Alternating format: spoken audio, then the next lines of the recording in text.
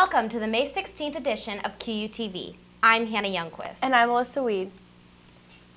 Last week, Quincy University renamed Centennial Hall in honor of the late 1973 Q alumnus Doug Helein. QUTV's Pete Leja has more on this historic event. In November of 2008, Doug Helein passed away after a struggle with cancer. In gratitude for the university that he loved, he would leave behind an estate gift for the school to use for improvements on campus. Now, starting in the fall of 2011, Centennial Hall will be no more, renamed in honor of Helein, whose estate gift helped to renovate the dorm. I mean, number one, he loved Quincy College, now university, to death, and they were a huge part of his life, molding him what he was and continuing along the way. Doug Helein was a graduate of the Quincy University class of 1973. After graduating, he continued his service towards the campus, especially students in dormitories. A former Board of Trustees member, Helein was also named 2005 Alumnus of the Year. Many of Helein's friends and fellow board members believe the renaming of Helein Hall was an honor well earned.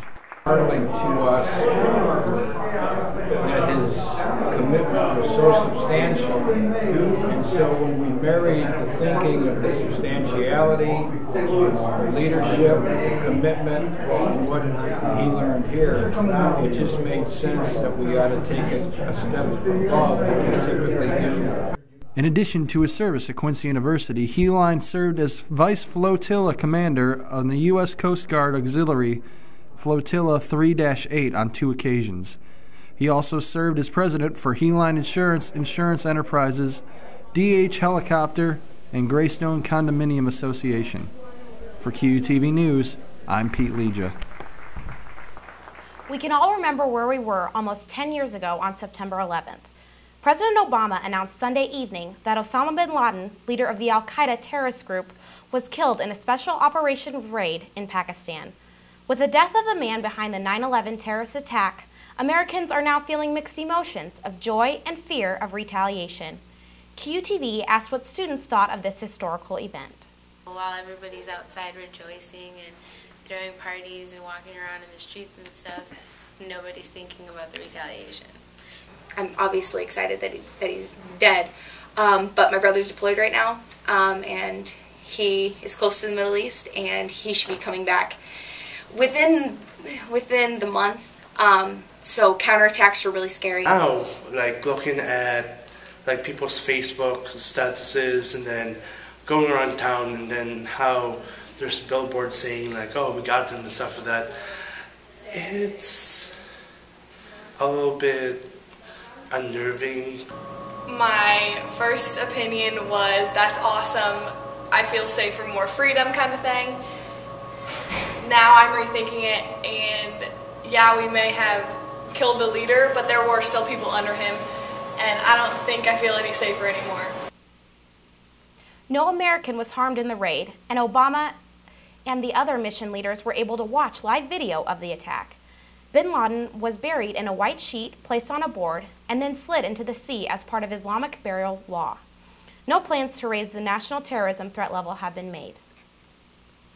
According to Chartwell's, approximately $50 to $75 worth of items have been stolen from the Hawks Hangout this semester.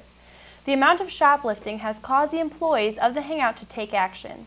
Backpacks or bags are no longer allowed in the serving area of the Hawks Hangout because of the theft problem that has increased in the last 3 weeks. Signs have been posted on the Hangout doors to remind students to leave their backpacks in the dining area.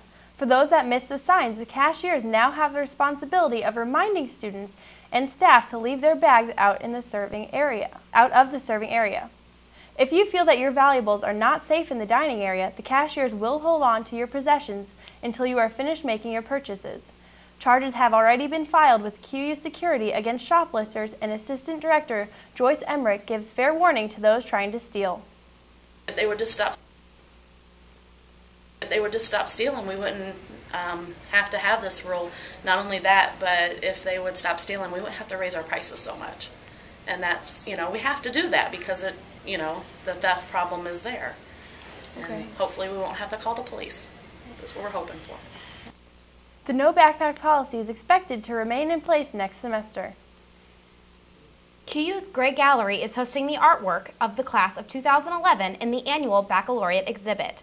The senior students have had their artwork placed in the Grad Gallery to commemorate their work and dedication to their major. Kyle Beckman, Hillary Cox, Hattie Grant, Rachel Trokey, and Megan Twaddle are the senior students who created the art or photography that is currently in the exhibit. The Grad Gallery is the art gallery in the Brenner Library that hosts different artists and exhibits throughout the academic school year, under the direction of curator Bob Major. The baccalaureate exhibit is available now until May 21st. The first-person shooter Crysis 2 has recently been released, and as always, Keenan O'Connor has the game covered. Here's this week's segment of Gamers Insight.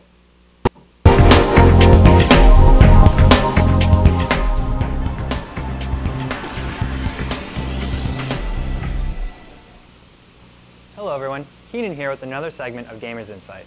This week, we're focusing on the recently released Crysis 2. The game takes place in New York City. You are a Marine, sent into the city after a huge pandemic has wiped out all of civilization within the city. Your journey is interrupted by a combat engagement, and you are evacuating your sub. Once you've left the sub, you slip in and out of consciousness, but you see yourself floating against the water and getting picked up by what looks to be a human, but he is completely metallic. You wake up in the nanosuit, and you see the man whom picked you up. From there, you take your journey to discover why you've become this, and how you can fight off the Marines, infected, and of course the aliens who have destroyed the city.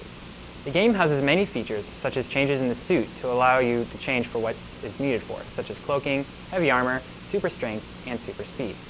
The game is a different type of shooter and gives options, features, many twists, and challenges to the story mode. Well, that's it for this year.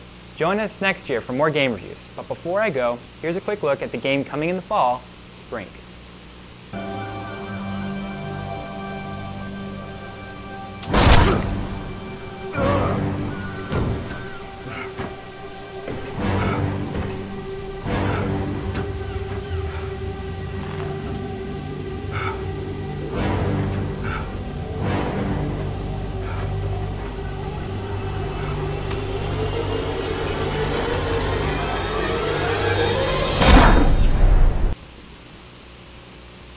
I'm Keenan O'Connor, reporting for QUTV. Interested in a good breakfast followed by an aerial view of Quincy? Well, look no further than this weekend's Fly-In Drive-In Breakfast.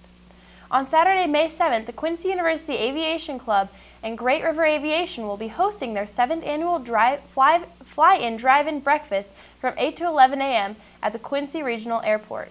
The breakfast of all-you-can-eat pancakes and sausage will be $5 for adults and $3 for children. Along with the breakfast, aircraft rides of 20 to 30 minutes will be available to guests of all ages. The rides are $25 per person and require a minimum of 2 people. All proceeds from the event will benefit the Quincy University Aviation Club. For more information, contact the number on your screen.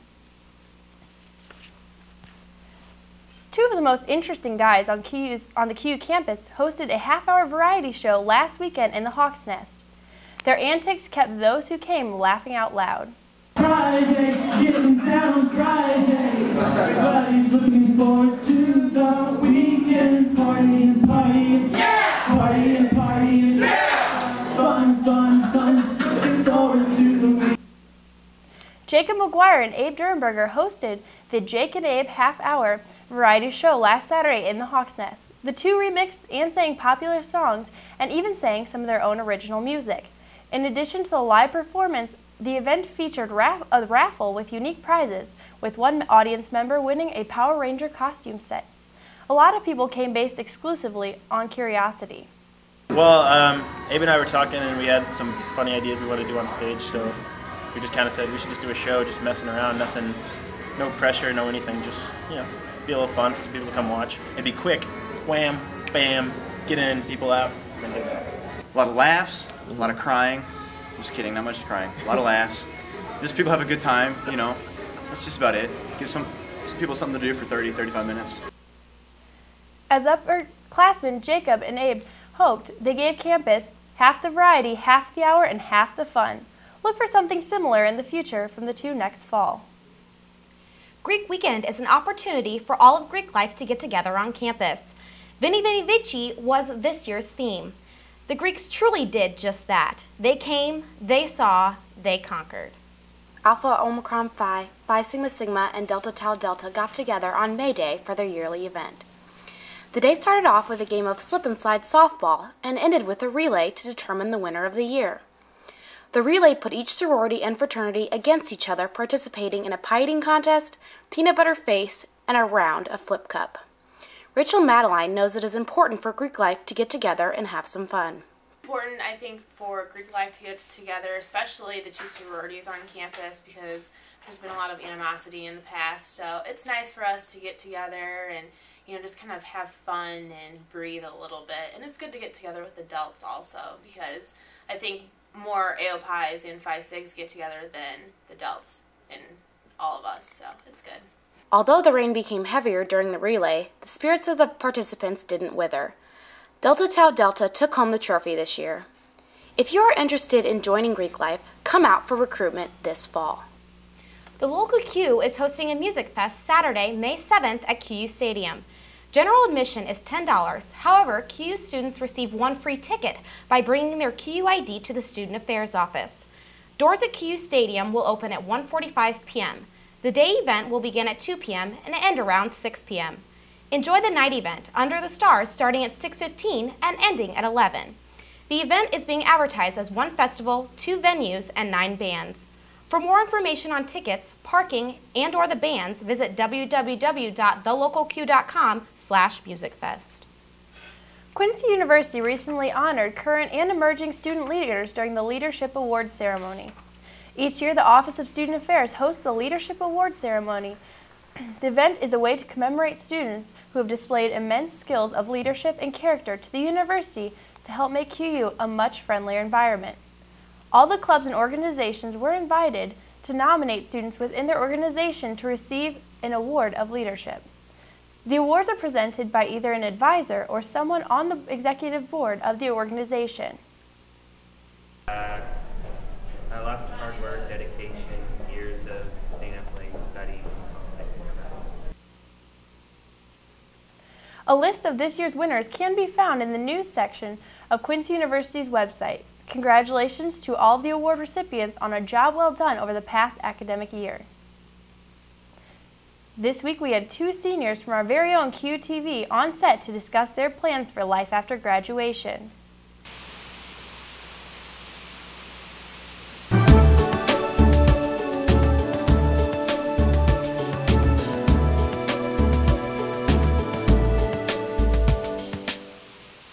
I'm here today with 2 guests to continue our graduation coverage. QUTV's own Pete Leja and Jamie Kiefer are joining me on set today to talk about their plans for life after graduation. You've both recently been hired by WGEM. How has QUTV helped you prepare for your new careers?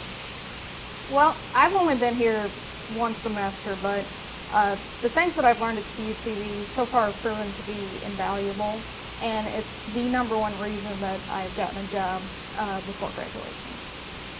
Well, I've been here since its inception, 3 semesters. Started in spring of 2010, and Travis Yates, he's just been a really big help for me lately. I mean, any talent that I've had has really been, you know, culminated because of the time and effort he put into helping me out and kind of just encouraging me along to make news packages, do my viral video, just whatever kind of he needed me to do. It just really helped me out.